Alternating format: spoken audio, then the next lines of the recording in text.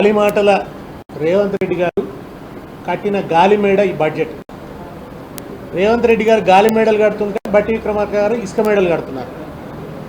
బట్టి గారు ఏదైనా కాస్త గట్టి బడ్జెట్ పెడతారనుకుంటే ఒట్టి బడ్జెటే పెట్టినాడు ఆయన.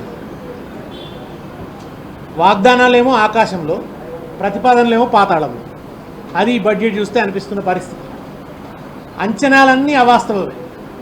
పోయినసారి 2,91,000 కోట్లతో బడ్జెట్ పెట్టింది. అనుకున్న అంచనాలు వీళ్ళు చేరుకోలేదు. ఆ రాబడి రాలేదు. అప్పుడే చెప్పిన ఇది అవాస్తవికమైనటువంటి బడ్జెట్ అని చెప్పి.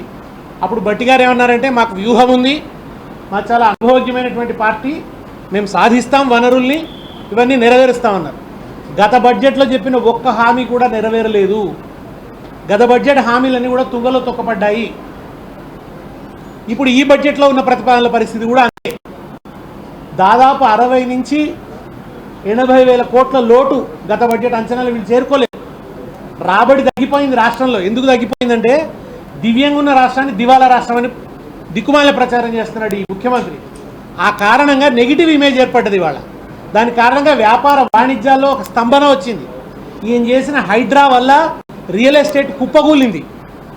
రకరకాలుగా ఈయన చేసిన నెగిటివ్ చర్యల వల్ల ఈ రాష్ట్ర ఆదాయం గణనీయంగా, స్టాంప్స్ అండ్ రిజిస్ట్రేషన్ ఆదాయం గణనీయంగా పడిపోయింది.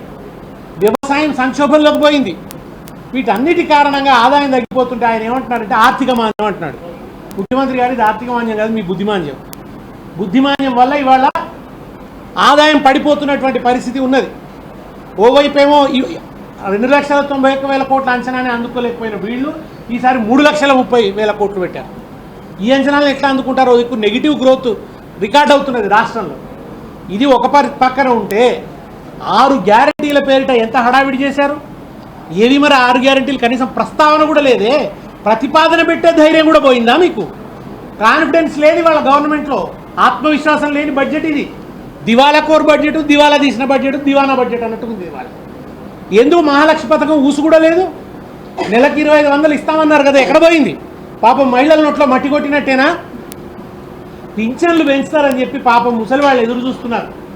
4,000 పింఛన్ అవ్వా, నువ్వు ఇగో డిసెంబర్ 9 కాగానే నీకు 4,000 పింఛను, మనవడొచ్చి కాళ్ళు ఒత్తుతాడు, నీ కదర్ పెరుగుతుంది అని ముఖ్యమంత్రి గారు ఊరించి ఊదరగొట్టారు. మరి ఇప్పుడు 15 నెలలు గడిచిపోయింది. ఇది 4వ బడ్జెట్, ఓటాన్ అకౌంట్ బడ్జెట్తో కలుపుకుంటే. ఏది మరి వాళ్ళ పింఛన్లు పెంచే ఊసే లేదు. పైగా ఈ మాట అంటుంటే మంత్రి గారు 15 నెలలే అయింది కదా అంటున్నారు మాతో మండల్లో. మీరు డిసెంబర్ 9 చెప్పినారు, మేము 15 నెలల తర్వాత అడుగుతున్నాం. పింఛన్లు పెంచడం గురించిన మాట లేదు. నిరుద్యోగులను అయితే దారుణంగా దగా చేశారు. జాబ్ క్యాలెండర్ ఏదండి? జాబ్ క్యాలెండర్ ప్రస్తావన ఎక్కడుంది? నిరుద్యోగ భృతి ఏది? కొత్తగా ఉద్యోగాల నియామకాలకు సంబంధించిన ఏదైనా స్పష్టమైన ప్రకటన ఉందా? విద్యా భరోసా కార్డు ఏది? విద్యా భరోసా కార్డు ఇస్తామన్నారు కదా, 5 లక్షల రూపాయలు క్రెడిట్ కార్డు లాగా ఇస్తామని చెప్పారు కదా. మీ 6 గ్యారంటీలు ఇచ్చి అడుగుతున్నాం, మేము వేరే అడుగుతలేము. రైతు భరోసా, రైతు బంధు పథకం అత్యద్భుతమైనటువంటి పథకం. తెలంగాణ వ్యవసాయానికి జీవనాడిగా మారినటువంటి పథకం. దాన్ని జీవం తీసి పారేసిండు ఈయన. పథకాల ప్రాణాలు తీసేస్తే రైతులు పాపం తమ ప్రాణాలు తీసుకుంటున్నారు ఇవాళ. రైతుల పాలిట ఒక మృత్యువులాగా మారినాడు ఇవాళ రేవంత్ రెడ్డి. ఇవాళ ఏదండి రైతు భరోసాకు సంబంధించి దారుణమైనటువంటి పరిస్థితి ఉంది. ఇప్పటికీ దాని నియమ నిబంధనలు ఏందో అర్థం కాదు. ఎవరికి వేస్తున్నారో అర్థమవుతలేదు. ఎవరికి వేస్తున్నారో చాలామందికి ఇవాళ రైతు భరోసా రానే లేదు. రైతు బీమా ప్రీమియంలు కట్టడం లేదు. కౌలు రైతుకు కూడా మీరు రైతు భరోసా ఇస్తామన్నారు. ఆ ప్రస్తావన ఈ బడ్జెట్లో ఎందుకు లేదు? కౌలు రైతులకు రైతు భరోసా ఇవ్వరా? మరి అది స్పష్టం చేయండి. కౌలు రైతుకి ఇస్తామని చెప్పి అసలు రైతుకి ఎగ్గొట్టం, అసలు రైతుకి ఇస్తామని చెప్పి కౌలు రైతుకి ఎగ్గొట్టమని చాలా కేటగారికల్గా చెప్పారు కదా ముఖ్యమంత్రి గారు. మరి ఆ ప్రస్తావన ఎందుకు లేదు? దాని గురించిన ప్రస్తావనే లేదు. ఎటువైపు చూసినా, ఏ వర్గం చూసినా బీసీలకు ఇస్తామన్న 20 లక్షల ప్రస్తావనే లేదు. కేసీఆర్ గారు ఇచ్చినటువంటి గొర్రెల పంపిణీని ఆపేశారు. చేప పిల్లలు వేయడం లేదు. ఇరిగేషన్ కూడా అసలు పాలమూరు ఎత్తిపోతల పూర్తి చేయడానికి సంబంధించినటువంటి స్పష్టమైనటువంటి హామీ లేదు. ఎటు చూసినా శుష్కప్రియాలు, శూన్యహస్తాలు తప్ప. ఇంతకుముందు కవిత గారు చెప్పినట్టు ప్రవచనాలు ఎక్కువ తప్ప ఏదో గాలి పోగేశారంతా. గాలి పోగేసి గత్తరలేపేటువంటి బడ్జెటే తప్ప కొడుకులు విషాహారం తిని బిడ్డలు చచ్చిపోతున్నారు. రెసిడెన్షియల్ స్కూల్స్కు బిల్డింగులు కడతామని చెప్పినారు గత బడ్జెట్లో. ఏది కనీసం మంచి తిండి కూడా పెట్టలేకపోతున్నటువంటి పరిస్థితి ఉన్నది.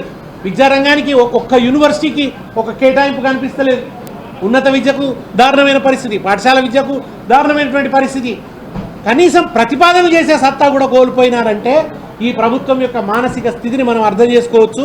ఇది పూర్తిగా దగాకోరు దగులుబాజీ బడ్జెట్, ప్రజల్ని భయంకరమైనటువంటి నిరాశలోకి నెట్టారు. భవిష్యత్తు అంధకారమయంగా కనిపిస్తున్నది కాంగ్రెస్ పరిపాలనలో. ఈ బడ్జెట్ ప్రజలని పూర్తిగా వంచింది.